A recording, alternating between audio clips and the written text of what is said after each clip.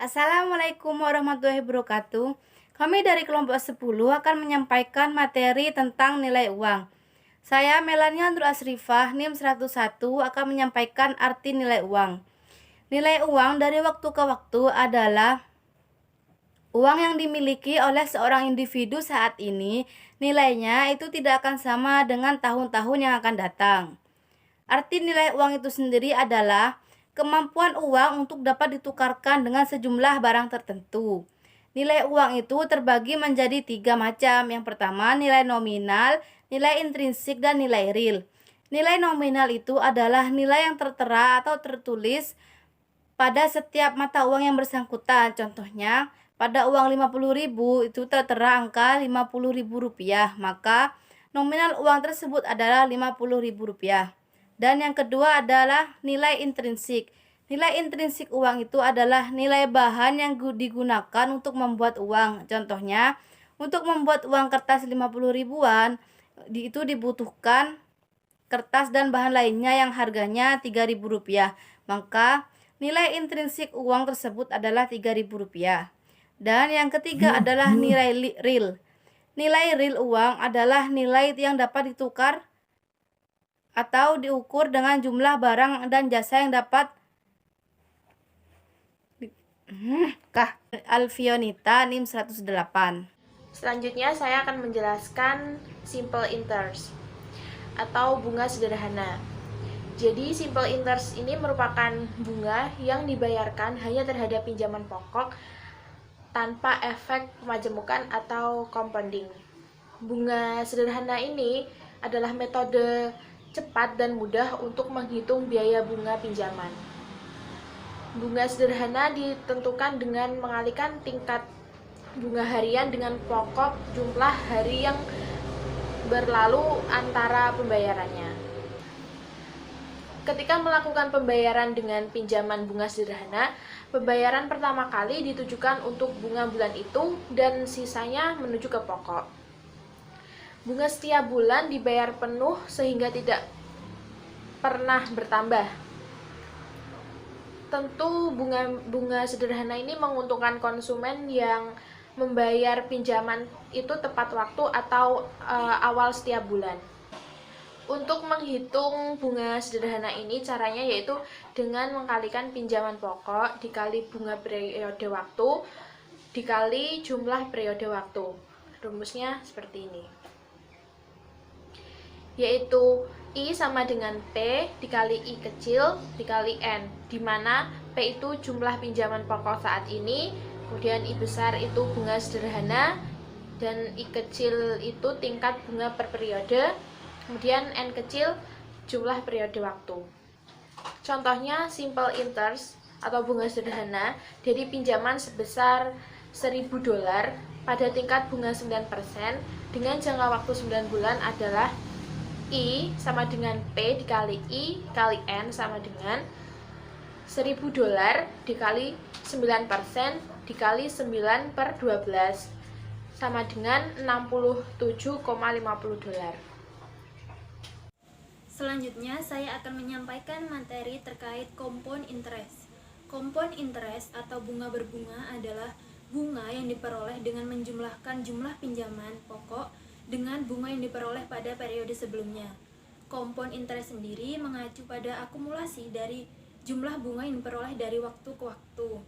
Untuk perbedaan dari compound interest dengan simple interest, yaitu jika simple interest, bunga diperoleh dengan mengalihkan jumlah pinjaman pokok dengan tingkat suku bunga dan juga jumlah periode waktu pembayaran, sedangkan pada compound interest, bunga diperoleh dengan menjumlahkan jumlah pinjaman pokok dengan bunga yang diperoleh pada periode sebelumnya.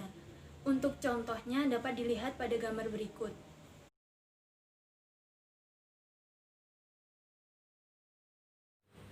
Saya Sofetul Naja, saya akan menjelaskan tentang anuitas. Di dalam ilmu ekonomi, anuitas itu merupakan teori keuangan berupa rangkaian penerimaan atau pembayaran tetap yang dilakukan secara berkala dalam satu periode tertentu. Anuitas itu ada kaitannya dengan perhitungan bunga. Hal ini dilakukan untuk mempermudah peminjam atau kreditur untuk membayar jumlah angsuran tiap periodenya. Berbeda dengan perhitungan bunga efektif, di mana perhitungan bunga efektif itu angsuran pokoknya diperoleh melalui pembagian jumlah pinjaman dan masa tenor kredit. Maka anuitas memungkinkan angsuran pokok dihitung melalui pengurangan total angsuran dengan hasil perhitungan bunga anuitasnya. Secara sederhana, bunga anuitas itu akan membuat jumlah angsuran sama di setiap bulannya. Hanya komposisi bunga dan pokok angsurannya saja yang terus berubah secara periodik. Namun sejatinya, anuitas tidak hanya soal bunga kredit saja. Anuitas juga bisa digunakan dalam hal asuransi. Pada konteks ini, anuitas itu dianggap sebagai manfaat pensiun yang dibayar berkala setiap bulannya. Hanya saja, dalam konteks keuangan, anuitas itu memiliki kaitan dengan perhitungan bunga atas pinjaman.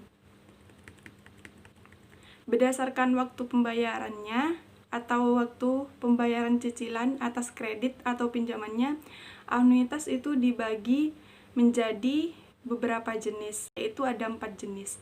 Yang pertama yaitu anuitas biasa.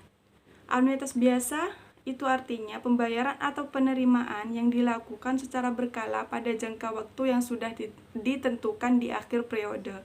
Contohnya dari anuitas biasa itu adalah pembayaran hipotek.